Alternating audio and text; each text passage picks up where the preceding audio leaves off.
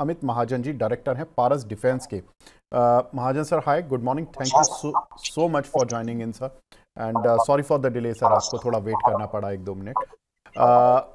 Amit sir, पहले मैं result पे तो मैं आऊँगा, लेकिन चूंकि डिफेंस आप ऐसे एक सेक्टर में हैं जो कि बड़ा ही लाइमलाइट में रहता है, और इंडिया ने जिस तरह से प्रोग्रेस की पिछले 2-3 साल में इस सेक्टर में, वो काबिले तारीफ है। सर, अभी डिफेंस सेक्टर को लेकर अगर कुछ अपॉर्चुनिटीज की बात करें, और खासतौर से कल जो बजट आया उसको लेकर बात करें, तो अभी क्या कुछ सिल्वर लाइनिंग है सर? पहले तो विवेक जी, थैंक यू सो मच मुझे शो पर बुलाने के लिए। डिफेंस माय सेक्टर प्लेजर जैसे सर। आपने बताया कि बहुत सुनहरा सेक्टर है। एंड मेरे हिसाब से गवर्नमेंट ये सेक्टर को बढ़ोतरी देने के लिए जो कुछ कर रही है, मेरे हिसाब से ये सेक्टर उसने अपॉर्चुनिटी के लिए शायद तैयार नहीं है। इतनी अपॉर्चुनिटीज ये सेक्टर में हैं और हमारा प्रयास यही चल रहा है कि हम वो अपॉर्चुनिटीज को कैसे जस्टिफाई करें। अगर इस डिफेंस बजट को भी लेके चलें, अगर हम जो कल अनाउंस हुआ था उसमें भी आप देखोगे तो कैपिटल एक्सपेंडिचर में 24% बढ़ोतरी, ये सेक्टर के लिए एक बहुत बड़ी इंसेंटिव है। ये सेक्टर में जो जो मंझे हुए खिलाड़ी हैं, जो पुराने खिलाड़ी हैं, उनके लिए तो बहुत बहुत अच्छी अपॉर्चुनिटी है। लेकिन साथ में इवन जो स्टार्टअप या एमएसएमईज हैं उनको भी सपोर्ट मिल रहा है। तो ऑल इन ऑल ये सेक्टर जो इमरजेंसी प्रोक्योरमेंट है या जो भी इवेंचुअलिटीज जो आती हैं सिक्योरिटी एंड नेशनल सिक्योरिटी को लेके, उसको जस्टिफाई करने के लिए और ये सेक्टर को बहुत लॉन्ग टर्म ग्रोथ देने के लिए ये बहुत बढ़िया बजट बना था कल। और ओवरऑल अगर आप अपॉर्चुनिटी देखने जाएं तो डिफेंस सेक्टर में बहुत ही उम्दा अपॉर्चुनिटी थी।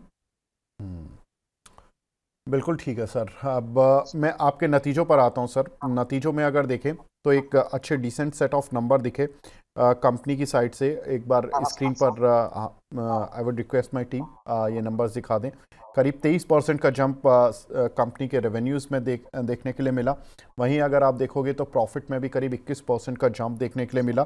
सर, इसमें एक चीज़ जो कि कुछ एक कंपनीज़ ने अपनी रिपोर्ट भी की है, इनफैक्ट आपने भी इस चीज़ का जिक्र किया अपने फाइनेंशियल्स में, कि लेबर कोड की वजह से कुछ एक एडजस्टमेंट्स करनी पड़ी हैं। सर, वो एडजस्टमेंट कितनी है और क्या कुछ इसका लॉन्ग टर्म इम्पैक्ट होगा? लेबर कोड की वजह से जो एडजस्टमेंट करनी पड़ी है उसका इम्पैक्ट ज्यादा नहीं है। हमारे okay. We are extremely employee friendly and employee intensive organisation. And इसके चलते अगर थोड़े रेगुलेशन आते भी हैं in favour of employees, we are extremely extremely happy about it. साथ में हमारे एम्प्लॉय कॉस्ट जो है आप देखोगे तो आज की तारीख में अगर हमारे जो कॉस्ट सबसे ज्यादा बढ़ रहे हैं वो रॉ मटेरियल्स नहीं है, ना वो हमारे कैपिटल एक्सपेंडिचर के, हमारे एम्प्लॉय कॉस्ट बढ़ रहे हैं। So we are making sure that we are flowing back all the money that we are earning into our resources, and the most important resource of our company is our employees. And these जो हम लोग initiatives ले रहे हैं employ प्रति, तो उसके चलते हमको तो कोई इसका यही नहीं है कि इससे कोई हमको कोई इम्पैक्ट आने वाला है। In fact we welcome any changes in favour of the employees. ठीक है सर। सर, मैं देख रहा था आपके प्रोडक्ट पोर्टफोलियो को, रेवेन्यू जो जोग्राफिकल है उसमें आपका majority of the revenue comes from India, और बाकी कुछ थोड़ा बहुत ही रेवेन्यू जो आता है वो एक्सपोर्ट फ्रंट से आता है। नाउ गवर्नमेंट इज़ फोकसिंग कि एक्सपोर्ट से भी अच्छा खासा रेवेन्यू हमारी डिफेंस कंपनियां कमाएं। सर, अभी क्या प्रोपोर्शन है एग्जैक्टली इस क्वार्टर में आपका डोमेस्टिक वर्सेस एक्सपोर्ट्स का, और क्या कुछ अपॉर्चुनिटीज़ हैं एक्सपोर्ट फ्रंट पर? आज की तारीख में एक्सपोर्ट हमारा तकरीबन 10% है। डोमेस्टिक मार्केट 90% है। आप अगर मेरे को कल के बारे में पूछेंगे तो कल तक मैं ये बोलता था कि domestic market is our plan A and export is our plan B. ये कुछ चेंज नहीं हो रहा, लेकिन Indian domestic consumption of defence and space goods is amongst the top 3 in the world. तो अपने को एक समझना जरूरी है कि आप ऐसे सिचुएशन में हैं दैट आप one of you are catering to one of the biggest defence markets and you have the best positioning to cater to this market. So ये जो पोजिशनिंग है ये अपने आप में आपको एक प्लान ए में रखता है, क्योंकि ये पोजीशन बहुत डिफिकल्ट है टू अचीव। एंड अपने को ये गवर्नमेंट एंड ये सिचुएशन ने अपने को ये पोजीशन दी है, हमारे कैपेबिलिटीज की वजह पोजीशन मिली है, तो इसको एक्सप्लोर करना बहुत ज्यादा जरूरी है। And we are at the tip of the iceberg when it comes to the amount of business that is there in the domestic market. ये हुई डोमेस्टिक मार्केट की रिक्वायरमेंट। इंटरनेशनल मार्केट में आप जैसे ही जाते हो तो पारस जैसी कंपनी जो डोमेस्टिक मार्केट में एक बहुत लेवल पे निश टेक्नोलॉजीज में काम करती है, वो इंटरनेशनल मार्केट में जाते ही एक कंपटीशन आ जाता है, एक ग्लोबल कंपटीशन आ जाता है, जिसके चलते प्राइस एंड प्रॉफिटेबिलिटी के ऊपर प्रेशर गिरने की संभावना रहती है। तो हम लोग कॉम्पिटिटिव मार्केट में थोड़ा धीरे से ट्रेड करते हैं, तो इसलिए 10% तक रखी है। लेकिन आगे चलते अपॉर्चुनिटीज आप मिडिल ईस्ट से देखो या फिर यूरोप में देखो, जो डील हुआ है जिसके चलते शायद यूरोप मार्केट बहुत ज्यादा ओपन हो जाएगा इंडियन गुड्स के लिए। तो हम जो टेक्नोलॉजीज खुद बना रहे हैं या कोई कोलैबोरेशन के साथ टेक्नोलॉजीज बना रहे हैं, उस वो टेक्नोलॉजीज को डोमेस्टिक के साथ साथ international specially the middle east and the European markets open हो जाएंगे। एंड ये जो अपॉर्चुनिटी अनफोल्ड होगी इन द नेक्स्ट ईयर और 2 इयर्स, इसको हम लोग नजरअंदाज नहीं कर सकते।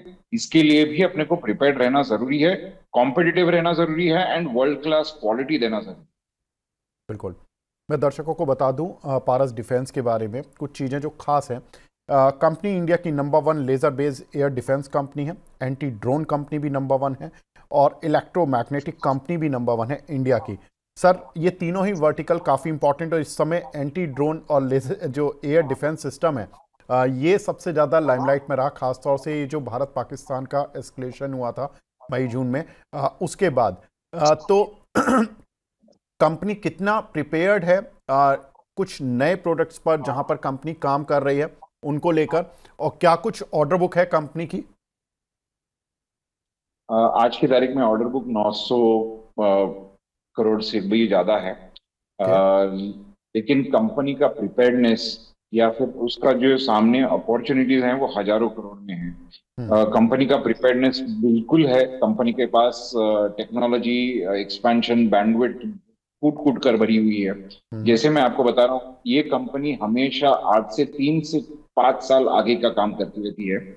जो आज हमारे पास ऑर्डर है या जो नेक्स्ट 2 साल में ऑर्डर आएंगे, उसके लिए काम 5 साल पहले हुआ था। अगर आप अभी देखोगे तो कंपनी ने और 2 सब्सिडरीज अनाउंस की हैं जो हम करने वाले हैं, जो एवियोनिक्स में होगा एंड जो सेमीकंडक्टर्स में भी होगा। सो ये चलते आप अगर देखोगे तो फ्यूचरिस्टिक सब्सिडरीज हमारे 3 हो जाएंगे। एक है क्वांटम, जो क्वांटिको है वो क्वांटम कम्युनिकेशन में सब्सिडरी है, एक है सेमीकंडक्टर में और एक है एवियोनिक्स में। दीज आर एरियाज जहां पारस पहले से नहीं है और हम सोचते हैं कि ये एरियाज एक तो डिफेंस से जुड़े हुए हैं एंड उसके साथ में ये एक नेसेसरी स्केलेबिलिटी देंगे एक कंपनी को। जो अगर आप 10 साल के विंडो को देखेंगे तो ये 3 पिलर जो हमने नए ऐड किए हैं, इससे हमको बहुत बहुत ग्रोथ मिलेगी एंड उससे प्रॉफिटेबिलिटी भी बढ़ जाएगी। ठीक है सर, तो ये जो 3 सब्सिडरी बनाई जा रही हैं और मतलब 3 पार्ट्स में आप अपने सेगमेंट को डिवाइड कर रहे हैं, इनको भविष्य में डिमर्ज भी करने की प्लान कर रहे हैं क्या अभी से? हम डीमर्ज के बारे में नहीं सोचते, क्योंकि अगर हम सब्सिडरी बना रहे हैं और हमारे साथ में लोग जुड़ के हमारे साथ काम करते हैं, तो हम सोचते हैं कि एक सब्सिडरी मैं ये क्यों ना सोचूं कि वो सब्सिडरी इतना बड़ा बन जाए कि उससे पारस को सपोर्ट मिलना चाहिए। तो मैं डिमर्ज नहीं कर सकता, मैं उसके बारे में सोचता नहीं। We always look at subsidiary to be our partners and we make sure that they grow with us and we grow with them। ठीक है सर, बिल्कुल ठीक है सर। एज यू सेड कि आपका जो ऑर्डर बुक है ऑलमोस्ट 900 करोड़ के ऊपर है और मैं कंपनी के 3 क्वार्टर के रेवेन्यूज देख रहा था तो ऑलमोस्ट 300 करोड़ रुपए कंपनी ऑलरेडी रेवेन्यू कर चुकी है। सर इसमें जो आपके जो ऑपरेटिंग प्रॉफिट मार्जिन्स हैं वो 23 से 28% के बीच में वैरी कर रहे हैं क्वार्टर टू क्वार्टर में। एक क्वार्टर की बात नहीं करूंगा क्योंकि वो वैरी करते रहते हैं। सर अभी गाइडेंस लेकर क्या चल रहे हैं कि नेक्स्ट फिस्कल में आप कितना रेवेन्यू कर लेंगे या कितना परसेंट आप ग्रोथ कर लेंगे in terms of revenue, in terms of profitability, और मार्जिन्स किस लेवल्स पर सस्टेन करेंगे? ये पर्टिकुलर फाइनेंशियल ईयर को क्लोजिंग करते हुए हम लोग 450 और 500 के रेंज में किधर तो पहुंच जाएंगे, जिसका ग्रोथ रेट आप तकरीबन 30 से 40% के बीच में होगा।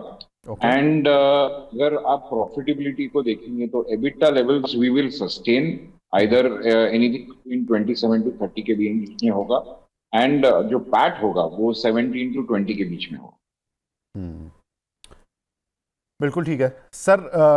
लास्ट क्वेश्चन टू यू, जो ऑर्डर की मिलने की जो रफ्तार है, आपने कहा अपॉर्चुनिटीज बहुत बड़ी हैं, तो ऑर्डर इनफ्लो कितना तेज हो सकता है? ये फाइनेंशियल ईयर तो एंड पर है, तो अभी अगले 2 महीने में आपके कितने L1 ऑर्डर्स हैं जो कि आपको लग रहा है कि अगले 2 महीने में आपके पास आ जाएंगे पूरी तरह से? ये साल कितने ऑर्डर बुक के साथ आप क्लोज करोगे, और नेक्स्ट फिस्कल में आप कितना फ्लो देख रहे हैं? नेक्स्ट 2 से 4 महीने में हमारे पास एक स्ट्रॉन्ग ऑर्डर बुक आने की संभावना है। तकरीबन 400-500 करोड़ का ऑर्डर्स एक्सपेक्ट कर सकते हैं। Okay. आज ये वाला क्वार्टर खत्म करते ही हम लोग ऑर्डर बुक जो हम लोग लेकर जाना चाहेंगे अगले साल, तो उसका अप्रोक्सीमेटली 1100 करोड़ जितना, 1100-1200 करोड़ जितना ऑर्डर बुक हमारे हाथ में होना चाहिए।